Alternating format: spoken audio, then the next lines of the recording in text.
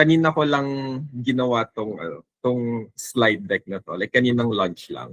Pero based kasi siya sa guide na matagal ko nang sinusulat. So eto, simula last October, I've been writing a guide summarizing yung mga experience ko sa hackathons. And you'll be able to access it.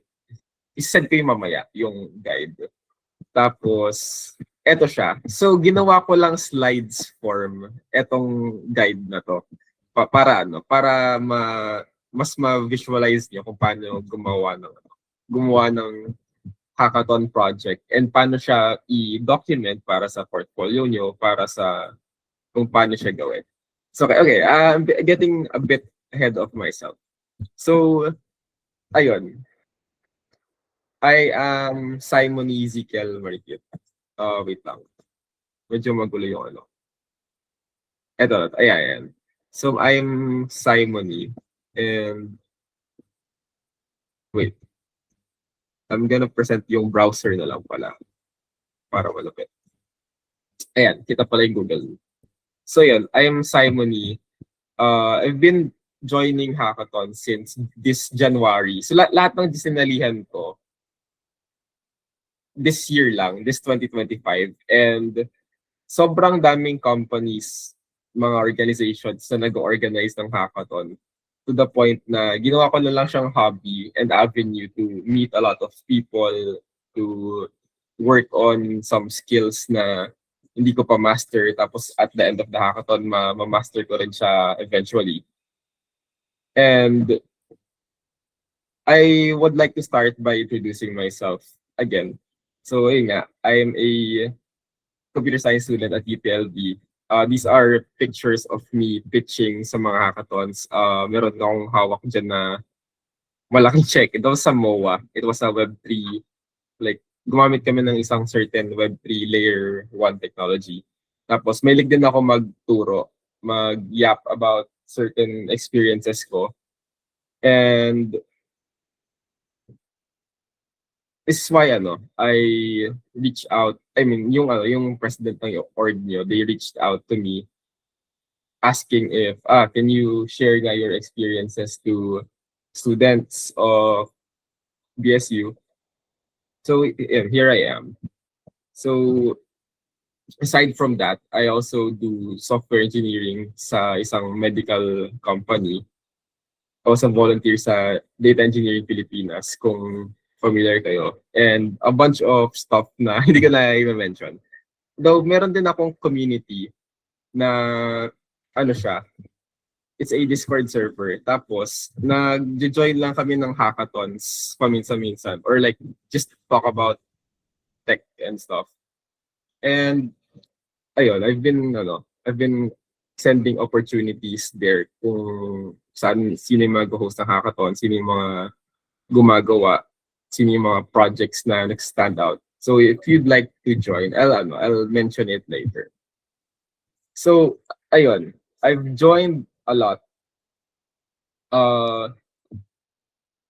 Pakita ko sa inyo, yung mga highlights. Ano pa? Okay. So, this is one of the earlier hackathons sa ginagawa ko. Sa UPLB lang siya. Tapos, I was joining with strangers. So, yun yung parang lore ko. One of the first hackathons I ever joined was with strangers. And I just inaya lang ako ng someone from a Discord server. Tapos hindi ko siya kilala. Tapos he eventually became this guy eventually became the co-founder of my community. Tapos sumali ako ng hackathon sa kanya like 5 times already. So yeah, that was fun. Anyway, I started my tech journey with doing Minecraft servers. So sino dito nagma-Minecraft? Mahilig sumali na, mahilig gumawa ng mga server o kaya better yet, nagko-code kayo ng plugin sa Java. Naalala niyo, meron ba kayo 2 weeks Minecraft era? Magbabakasyon na ba kayo, no? Tama ba? At kakasimula na ng second sem nyo. So yun, magbabakasyon na kasi kami. So pwede na ulit ako mag Minecraft era.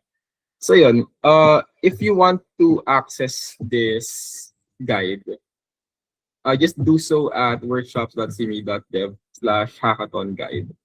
And yung slides din ng talk na to, I also put it here. So ayun, I want to do a short interactive activity with you guys. So ano lang, one question lang. Tatlo talaga to, pero in the interest of time, I want to go through one question with you guys. So this is called What Would You Build? And I'm just gonna give you a theme. Tapos, I'm going to ask you to type in the chat kung anong gagawin mong build based sa team na yon. Gets ba? So, kung nasa hackathon ka, so binigyan ko kayo ng team. I just want you to type in the chat kung ano yung i-build nyo. G ba? Gets?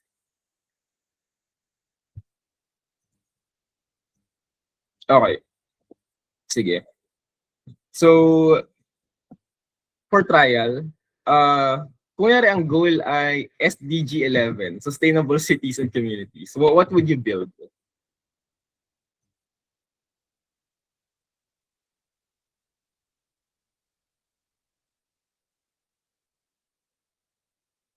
Anyone? Dali type nyo sa chat.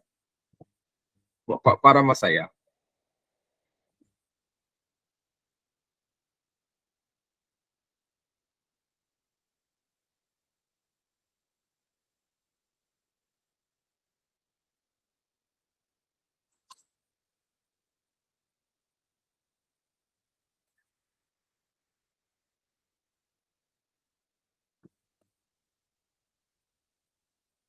Wala ba?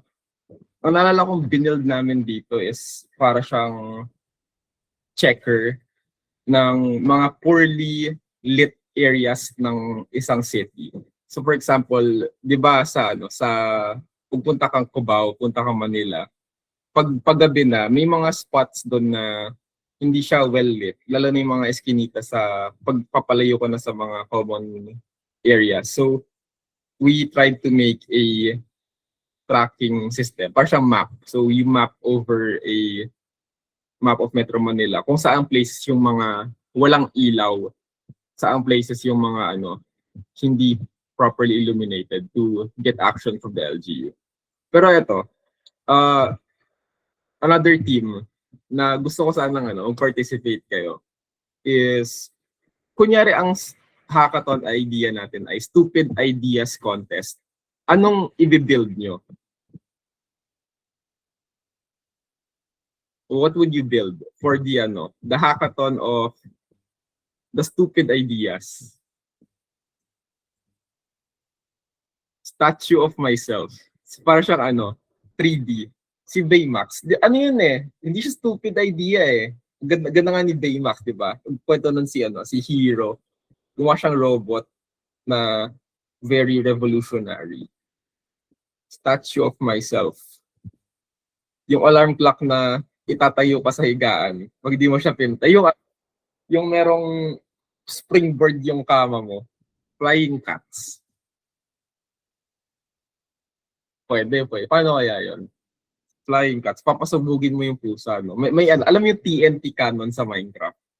Pero maglalagay ka ng explosive, pero di mamamatay yung pusa. Parang ila-launch mo lang siya. Okay. Mm-hmm. So, sige. Yung mga ideas nyo. Gusto kong gawing case study itong hackathon na to. It's called the Boston Stupid Ideas Contest. And tinanong kanina sa icebreaker, no? Ano yung mga wildest, craziest ideas na pwede nyong i-build? And this was one of the builds. An interactive reinterpretation of a play which I have never seen or read, starring nude 3D scans of the artist, Matt Romin. Stupid idea. Tapos, meron pang Animeificator. This was 2010. Gumawa siya ng Animeificator ideas. So wala lang. Share ko na, na-share ko lang. So yun, when we participate in hackathons, I would advise to not take yourself very seriously, not to stress yourself out too much. I'm presenting this as an initial idea kasi I want to convey na the goal is mostly to have fun. So when you have fun, tapos goal mo lang is to try to learn a new skill, try to make a project na showcase mo sa portfolio mo instead of trying to just win the prize, you'll save yourself from a lot of disappointment and you'll be able to make a better experience na magiging memorable. So I want to start with this guide. How do we define a hackathon? So a hackathon is, sabi ng Major League Hacking, which is yung para siyang big hackathon organizer sa US. Sabi nila is an event where participants learn, build, and share their creations over a weekend in a relaxed, welcoming atmosphere. So yung mga hackathons, pag sinabi mong like yung traditional definition ng hackathon, meron siyang venue na parang stadium or conference room. Tapos, kukulong kayo doon for 24 hours para kayong preso, no? Pero yung kulungan nyo, yung kulungan nyo, comfortable naman. Parang yung kulungan ni, nila Diskaya. Imagine mo, kung makukulong yung mga corrupt politician. Tapos, doon sila kukulong sa, sa komportableng kulungan. Anyway, it's usually an event na nasa conference room. Sobrang daming tao. Hindi sila naliligo. So, napakabaho nila. Okay, nakita mo yun. Sobrang cramped niya. Tapos, yun kasi usually yung sinasabi pag nisip natin hackathon.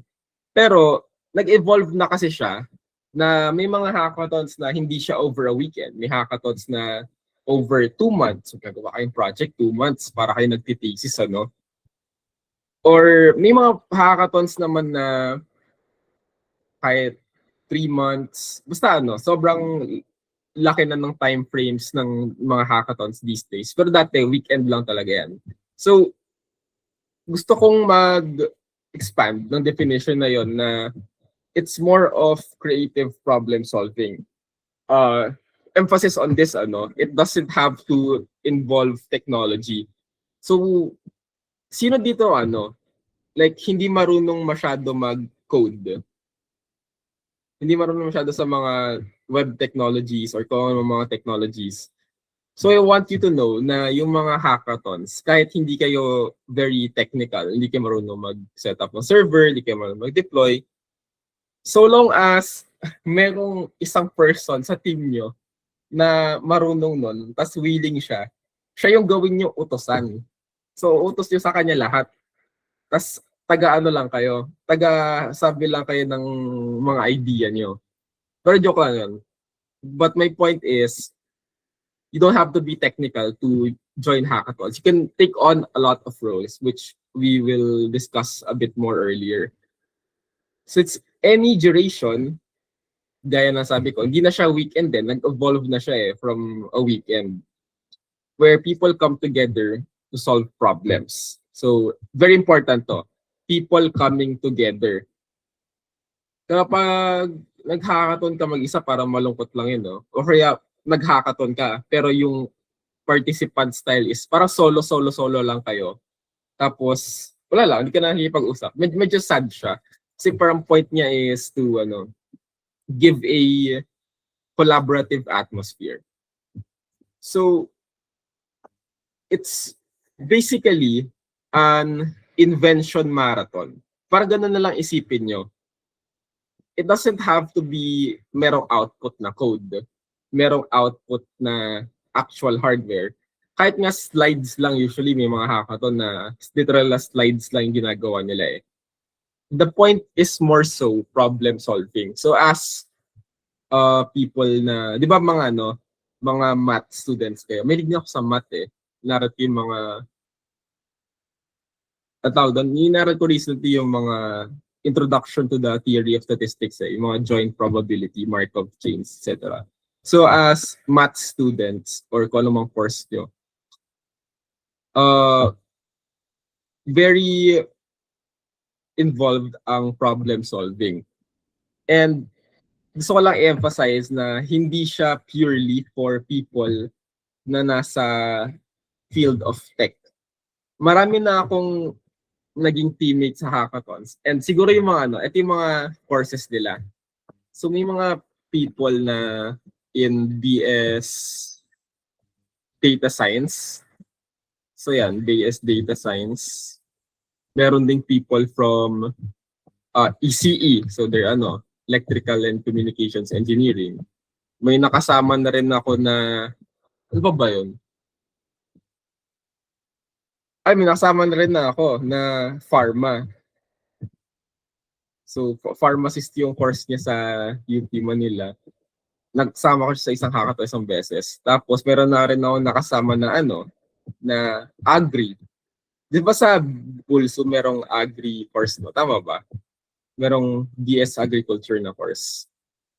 So, yung pagiging technical, kahit isang person lang yun sa isang team, okay lang. Kasi it's more of the problem solving and magbe-benefit kayo from a diverse perspective.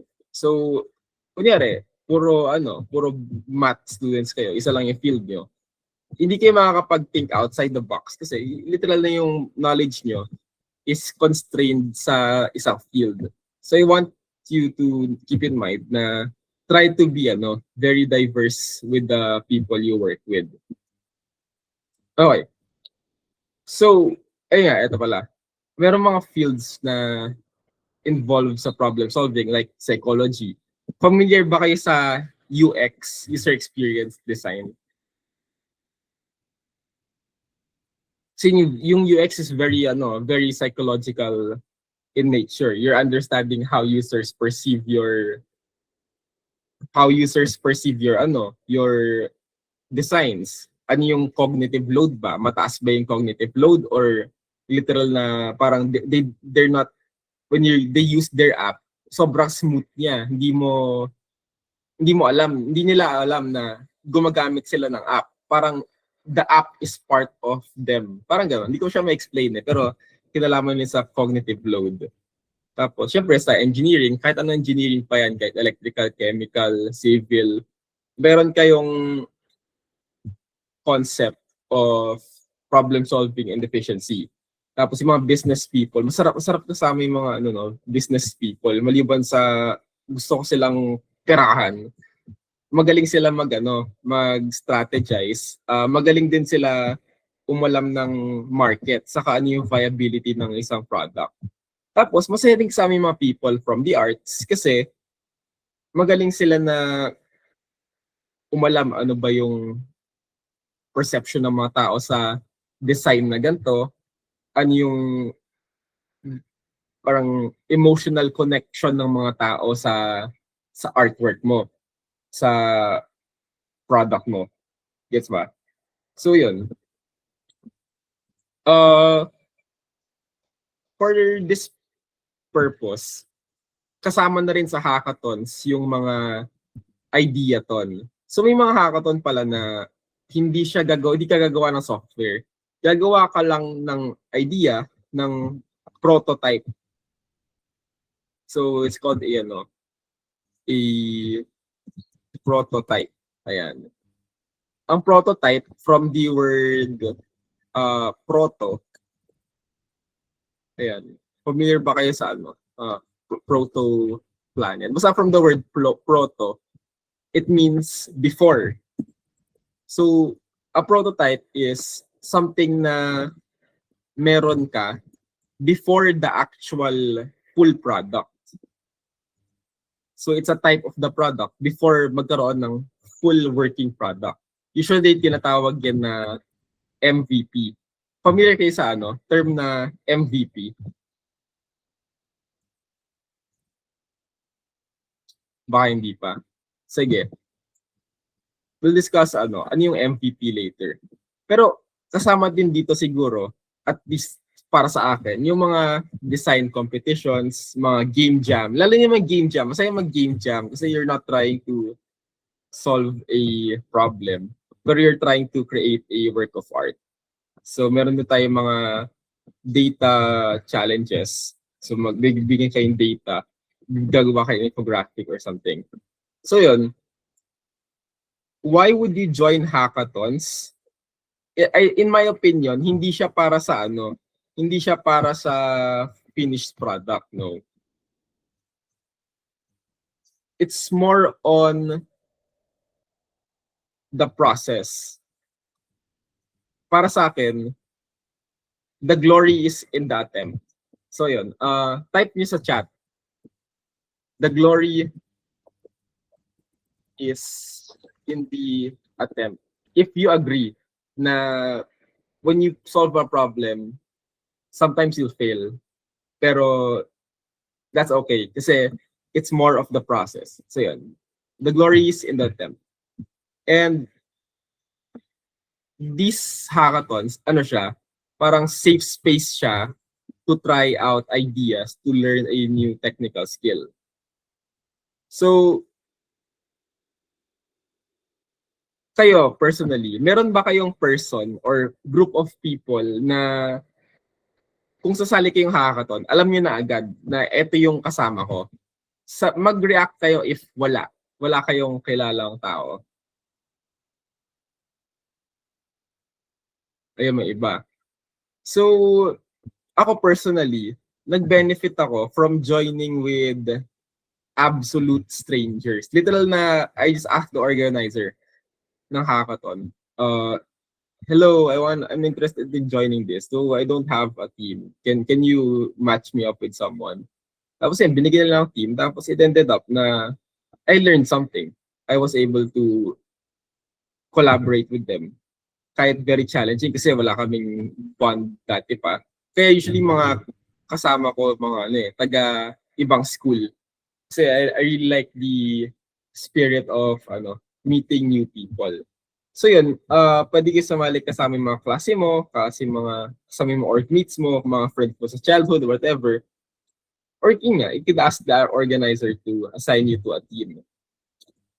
So, speaking of team, ano ba yung kailangan sa team? So, di ba sabi ko kanina, kahit isa lang yung developer, tapos utos-utosan nyo lang siya, sa kanya lahat. So yun yung gagawa ng actual na product or ng prototype. Pwede kayong gumamit ng team structure na meron kayong designer. So siya gagawa ng assets, siya yung magde-design kung ano ba itsura ng website, and siya yung titingin kung ano yung good UX. Tapos meron din kayong researchers. Although usually pag sinabing researchers, para siyang pampabango na hindi tumulong tong member na to. So tatawagin namin siyang researcher. Pero may legitimate role yung researcher. And it's usually to conduct user research. Ito yung pinaka-valuable na role ng isang researcher in which mag-i-interview ka ng person. Tapos, intindihan mo talaga yung problema. Kasi pag hindi ka nag-interview, you didn't do any user research. Usually, mag-solve ka ng problem na na-solve na. So, we don't want to do that. So, we don't want to solve problems na hindi kailangan ng solution. Kasi baka makagawa pa tayo ng more harm than good. Tapos, there's also a role of delivering the final pitch to the judge. Though usually, this is also taken by someone from here. So, pwedeng yung developer yung mag-pitch kasi alam niya yung ginawa niya. Pwede rin yung designer yung mag-pitch kasi alam niya yung mga paano siya i-present. Tapos, usually meron ding project manager in which siya yung mag-check kung natatapos ba to, ano yung progress natin, 50% na lang ba, o di kaya 20% pa lang yung natatapos. So paano kung 20% pa lang yung natapos mong progress, pero 4 hours na lang yung deadline. So maybe magde-decide yung project manager na, let's cut this feature, tanggalin natin tong feature pa na to, bawasan natin tong functionality nito para umabot kayo sa deadline. So yun, we start by literally understanding the problem. And you can usually use these 3 questions by kahit hindi kayo mag-interview. So, kung hindi kayo makakapag-interview ng person, we'll have to work on some assumptions. So, kunyari, ikaw yung person for whom you're solving the problem with. So, kunyari, you're solving a problem for BPO worker. So, taga BPO ka, di ba? Correct, taga Accenture ka, ganun. Pero, hindi ka naman nagtatrabaho sa BPO. Pero you're trying to solve a problem for BPO workers. So, paano mo masasolve yung problem for BPO workers? Di mo nga naintindihan yung problema nila. So, gagawin mo, mag-search ka online, ano yung mga reklamo ng mga BPO workers. So, nagre-reklamo sila sa Reddit. Meron silang subreddit na dedicated sa mga reklamo nila laban sa Accenture.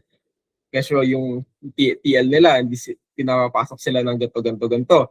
So, kunyari ganun, maisip mo, what if gumawa tayo ng online sumbungan ng bayan, pero laban sa mga toxic na team leaders sa mga BPO companies.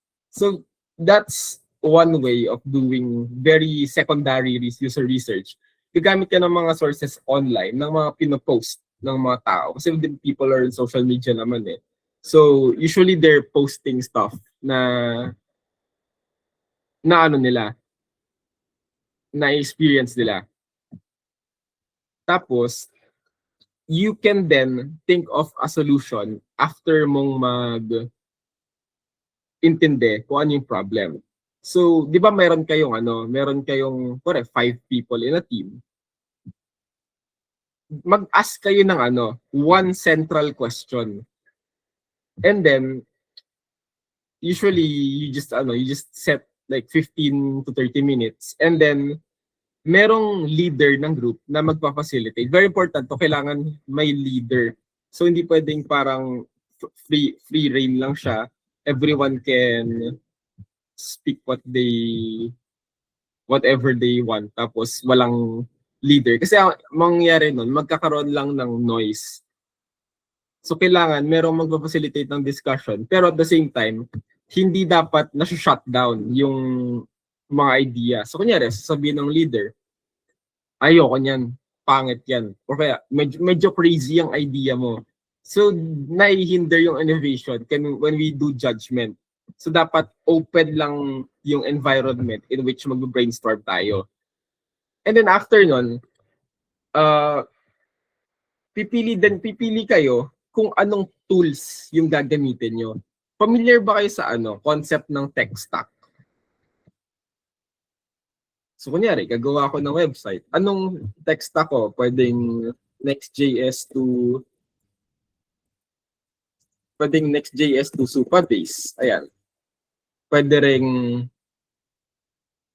gagawa ako ng hardware. Pwede gagawa ko metaverse glasses. So, kailangan ko ng salamin. Kailangan ko ng glasses. Kailangan ko ng Arduino. Kailangan ko ng Python Flask. Parang ganon. So yun, text chat yung mga sinasabi ko. So pipili ka ng tools na gagamitin mo. And usually kahit konti lang, kahit 3 to 4 tools, kung paano mo siya i-implement. Nagets ba? Paano yung tech stack? Kahit hindi nyo specifically familiar kung ano yung tools na gagamitin nyo, kung ano yung mga sikat na tools, sasabihin, makikita mo sa internet.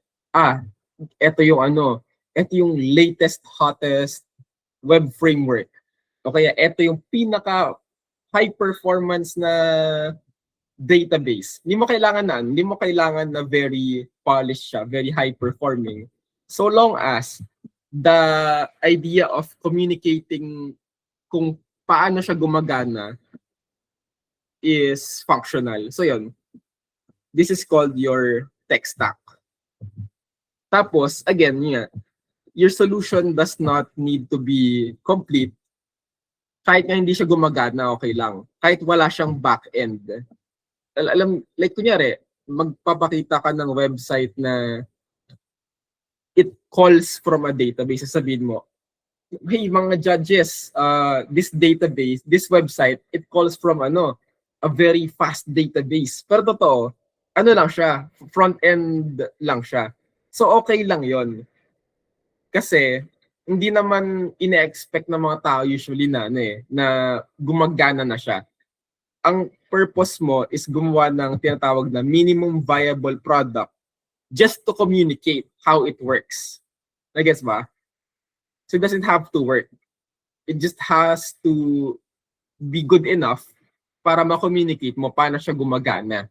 Kasi pag gumawa ka ng production software, iba kasi yung production software eh. Kasi pag gagamitin na talaga siya ng users, meron kang 100 users. Doon na magkakaroon ng considerations na, tama nga, dapat itong database gagamitin ko sa mabilis to. Dapat itong web framework kasi compatible siya sa mga lumang browser. So noon ka magkakaroon ng technical specifications. Pero hindi siya importante kapag ang goal mo is just 2%. Gets ba? So that's the concept of the minimum viable product. Literally, the minimum amount of work that you can do para ma-communicate siya. So ito yung mga examples ng features na hindi naman importante. So kunyari, gagawa ko ng app para sa mga farmers. Common kasi yun ginagawa yun, sasabihin nila marketplace for farmers, kunyari. Tapos, ipapresent mo, meron kaming login with Google, login with Facebook. So di ba wala siyang kinalaman doon sa actual product na ginagawa nyo. Apay ko kung magla-login ako with Facebook. Kung farmer ako, di naman ako marunong mag-Google eh. Tapos sasabihin mo, login with Google. Parang ganon. Tapos, hindi mo rin kailangan ng very advanced na database. Kahit nga file lang yan sa computer mo, okay lang eh. Hindi mo rin kailangan ng iba-iba pang mga features na hindi naman siya nakakatulong para ma-advance yung product idea mo. So yun, once you make the product, ipipitch mo siya. So ito, this was sa Bacoor, Cavite. This was my friend John. Present niya yung ginawa naming product. If you can see, sa slides namin, nag-interview talaga kami. So, we talk to people sa venue ng hackathon. We talk to someone trying to understand the problem. Pati yung mga pharmacist, pumunta pa kami sa labas ng hackathon. Kahit sabi lang, bawal lumabas ng venue behave lang kayo kayo sa loob. Pero hindi lang, makulit kami, lumabas kami ng venue para kumausap ng mga tao. Pero it was fun to talk to people, and as a result, mas na unawa namin kung ano ba exactly yung problem. So when you present the product, nasa stage kayo or nasa Zoom call or whatever, basta you're talking to an audience, i-demo mo lang yung features na functional and essential. So kunyari may features ka na medyo half-baked, like medyo hindi pa siya gumagana. So imbes na i-demo mo yung feature na medyo sira pa, sabihin mo na lang na ginawa mo yon kaysa i-demo mo. Kasi pag nagkamali ka sa demonstration mo ng feature na hindi naman gumagana, very parang jarring yon sa mga judges. Kung ang tingin nila sa product mo, hindi gumagana. Pero in reality, yung feature lang yun na hindi gumagana. So, if demo mo lang yung features na hindi ka magkakaroon ng parang epic fail moment. Tapos, kung pwede rin, you can use data na dati na para siya ano, parang hindi mo siya ilo-load live from a database. Kasi what if mabagal pala yung internet sa venue o kaya mabagal yung pagka-load niya lang talaga. So, mangyayari nun, meron awkward 10-second pause. Yung parang alam niyo yun, yung sasabihin mo, let's just wait for 10 seconds para mag-loading siya. Tapos, wala pa rin after 10 seconds. Tapos 20 seconds, wala pa. Hindi parang nandun ka, kinakabahan ka kasi, okay, kaya maglo-load to, please, mag-load ka na. Naghihintay yung mga judges. So, may iwasan mo yun by using data na static na lang talaga siya. Kasi nga, ang goal mo is just to communicate kung ano ba yung idea mo. Ano yung ginawa mo para, paano siya mag-scale. Paano siya gagawing production. Tapos, you should also have a backup plan na may video kang naka-record o kaya meron kang screenshots na lang o kaya i-describe mo na lang kung paano siya gumagana. So yun, that's usually how hackathons go. You try to solve a problem by first understanding the problem, then saka ka magkakaroon ng development, then saka ka magkakaroon ng pitching para ma-communicate kung ano ba yung project na ginawa mo. So what should you do after? Kasi 'di ba sabi niyo kanina para we want to learn how to document your findings or kung ano man yung ginawa mo. So eto. One thing you can do is simply deploy it. Kasi usually may mga hackathons na yung product mo is parang file lang siya sa computer mo. Hindi siya naka-deploy.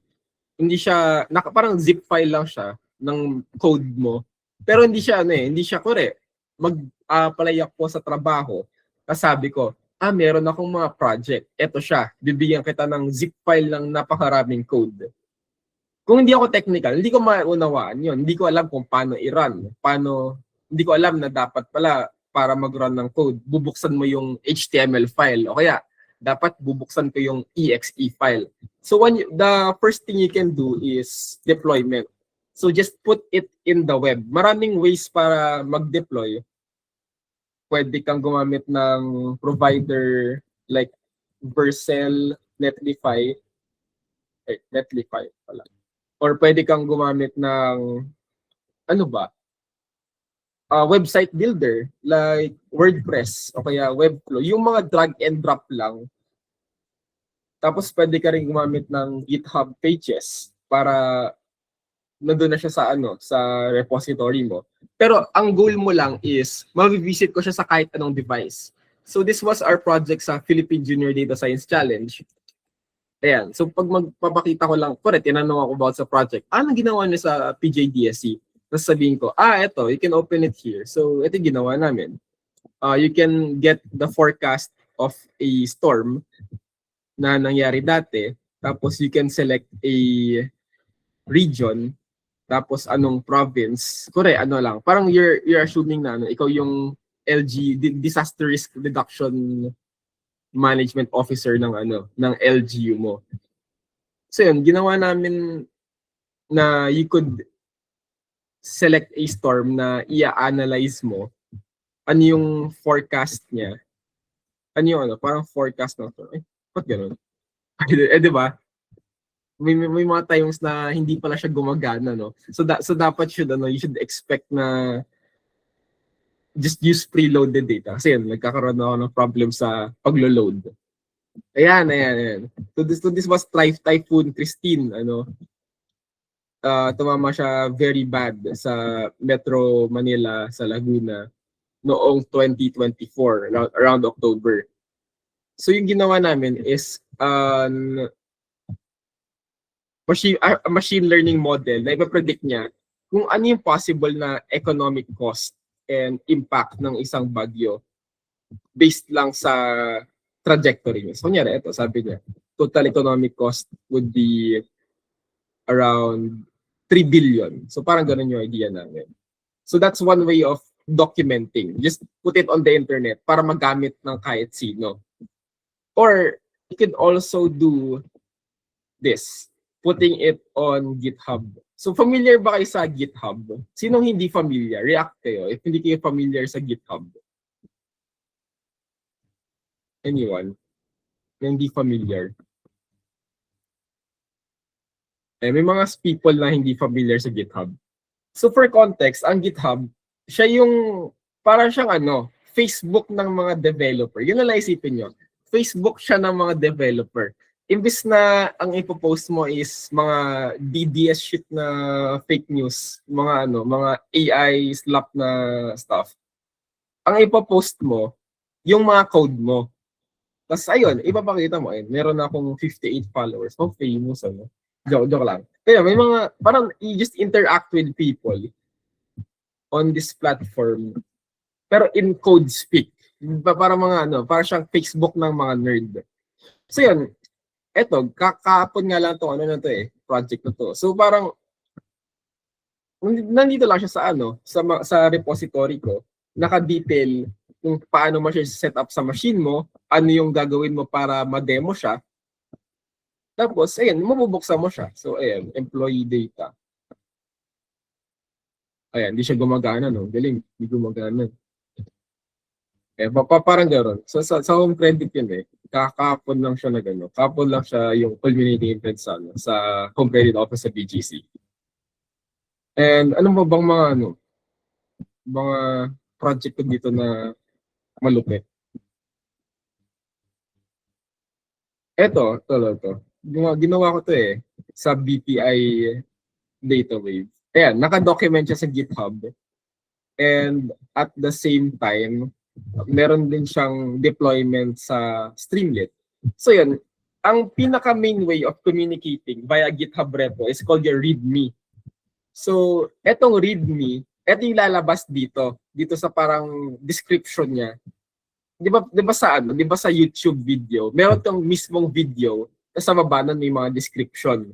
So isipin nyo, yung code yung mismong video, tapos eto yung description. So yun yung parang may communicate sa mga fellow technical people.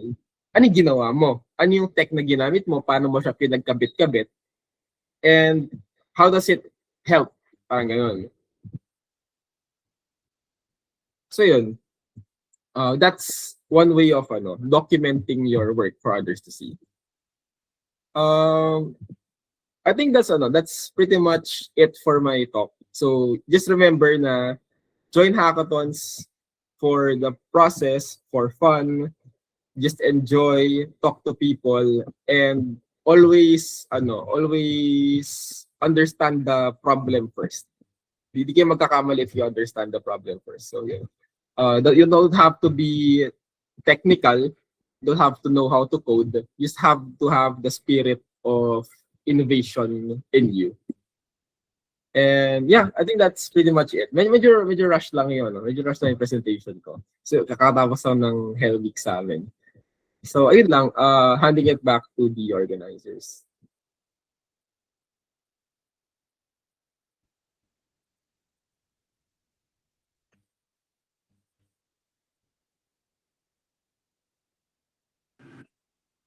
Thank you so much, Mr. Marquit, for that insightful and inspiring discussion. We truly appreciate the time and knowledge you've shared with us today. We will now proceed to our open forum. If you have any questions for our speaker, whether about hackathons, his journey, or project documentation, you may type them in the chat or feel free to unmute your microphone and ask directly. And Mr. Marquit will be happy to answer your questions.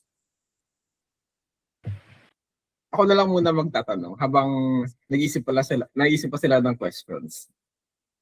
I just wanna know, nakapag-join na ba kayo ng hackathon in the past?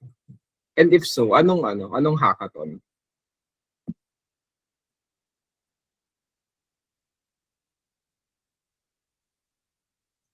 Or kahit anong competition na parang same yung team niya. Di ba po confident enough to join? Kaya mo, I mean, marami mga people na lang sila, inaya lang sila, kaya biglaan, o kaya di talaga sila marunong. Tapos first time nila sumali, tapos na-realize nila, galing pala, kaya ko pala to ah. So, just join. Just put your fears behind you. Ito si Ella. Ano na yan? Seasoned na yan eh. What is the story of your best submission in the hackathon? Ano nga ba? Best submission. Sige. I-present ko yung pwede ko i-override yung slides para masagot ko yung question niya. Pero to.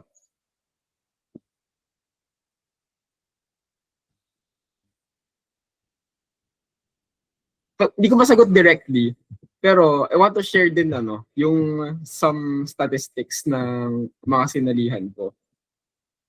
So I've been to 25 na yan eh. Medyo updated na siya. Ang last na sinalihan ko is yung sa home credit. 24, tapos 3 of them were like 24 hours na puyatan. 13 yung may software output. 3 yung champion. 66 different people na yung nakasama ko. And sobrang dami ring mga other contestants na it's just fun to talk to them. Sasabihin mo lang, anong school mo? Galing pala. Hindi ko naisip yung product mo ah. Galing na idea. Tapos marami ring mga mentors. Siguro kung pipili ako ng isang highlight na submission of all time. Wait, kasi ko na lang pala yung buong Google Chrome ko. Is to. Doon pala sa guide ko, meron siyang mga history. Ginagawa ko pa medyo work in progress pa lang siya. May mga samples dito na software outputs, pitch decks, pitch videos. Ito na lang, naalala ko na. So, merong hackathon yung DOST. Tapos, wala kaming, 6 weeks workshop. Wala kaming ginawa sa buong 6 weeks na. Meron naman. Pero, hindi namin sineryoso yung parang, dapat week 1, week 2, week 3, week 4, may progress. Hindi siya ganun. Ano lang yun, MM ko lang yun. Tapos, nandito ba yun? Ito, pakita ko na lang. Ito. Come the week 6, pitch day, parang sasabi ko, parang nakakatamad na, parang ayoko na mag-pitch kasi hindi rin very busy din kasi mga group mates ko nun eh.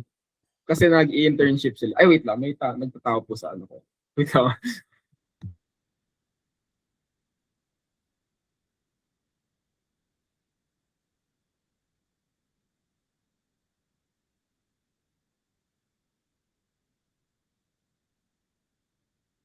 Sorry. May dumating lang na Shopee. Anyway, ayun, pitch day na. Tapos, very busy ako noon. Tapos, naglilipat pa ako ng gamit sa dorm. So, parang pawis ako, kaya pagod na ako. Tapos, wala pa kaming product. So, gumawa ako ng crammed na slides. Tapos, kasi ako, parang medyo outspoken kasi ako eh. Like, medyo, kaya kong idaan sa magpapatawa lang ako. O kaya, ibu-bullshit ko lang yung slides. So, ganun ginawa ko. Binulshit ko lang siya. Tapos, parang 15 teams nationwide yung sumali nun eh. 1 per region. So, literal na Batanes hanggang Holo. May participant. So, ginawa ko to. Ayan, nag-yap ako. Ayan o. MM pa lang yun eh. Tapos, after nun, nanalo kami sa top 5 ng hackathon na yon. And we were able to go to Cebu. So di lang kami nanalo, meron pa kaming free trip to Cebu. Ito. Wait, ibang talk pa yan. Ayan, ito.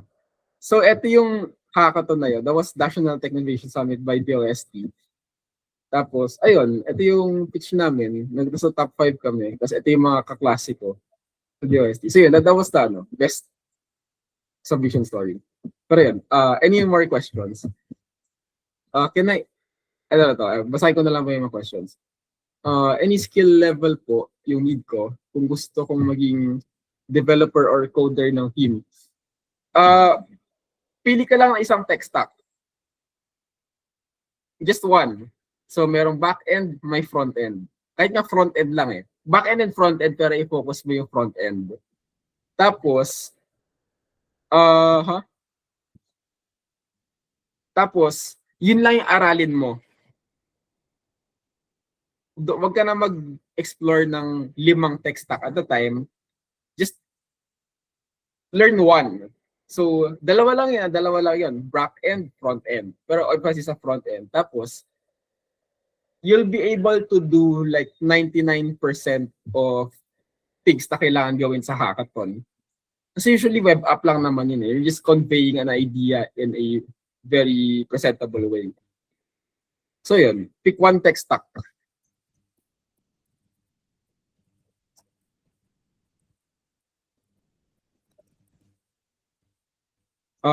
Any tips for pitching? Ito na lang, tips siya for speaking in general.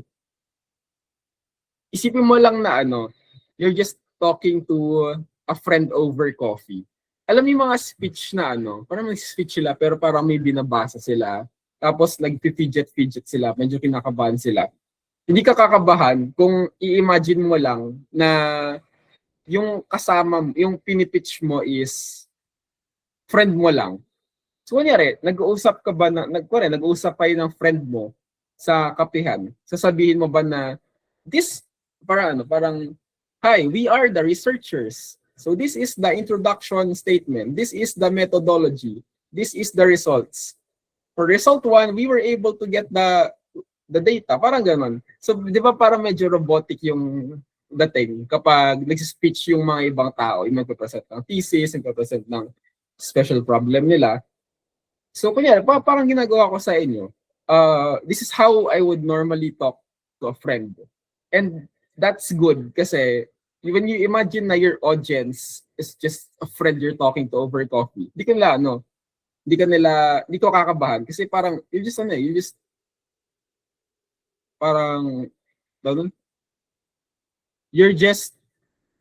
doing it casually. Tapos they will feel then na friend ka nila. Tapos pag feel nila friend ka nila, that will give you a positive reputation sa kanila. So ano yung parang madalas na hinahanap o tinatanong ng mga panelists sa pitch presentations? Kasi meron na akong list dito. Sa guide ko siya. Anong dapat i-include sa slides?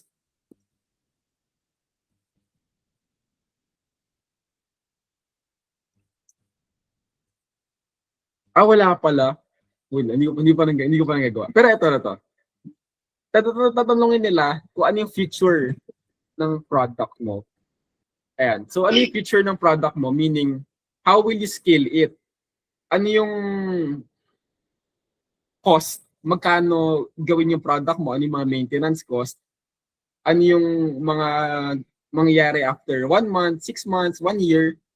Tapos, tatanungin nila kung ano yung market size.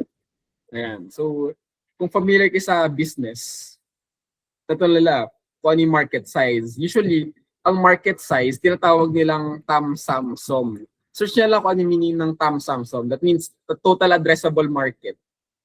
Pero ang meaning lang niyan is market size. Meaning, magkano tong market? Ano yung makukuha ko pag pinasok ko tong market na to? Kunyari, market of tech. Siyempre, malaki yung market of tech kasi maraming very technology driven na yung world natin. Pero kung bigla pa lang market of market of food businesses. Marami kang competitor sa food businesses. Malaki siyang industry, pero makikita mo na maliit lang yung part na pwede mong isakop kasi konti lang yan eh. Konti lang yung piece mo of the pie, as they call it. Dati pala akong ABM student. Kasi nung senior high ako, Sabi ko, ayoko mag-STEM. So, kinuha ko ABM. Tapos, very useful yung mga insights niya tungkol sa business valuation, ano yung market, ano yung finance, etc. So, yun. Tatawagin yung mga business aspect. I think, yun lang yung mga yun lang.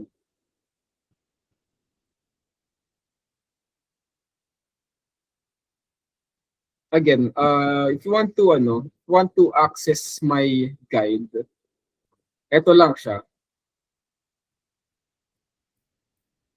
Yun lang. I think I'm handing it back to the organizers.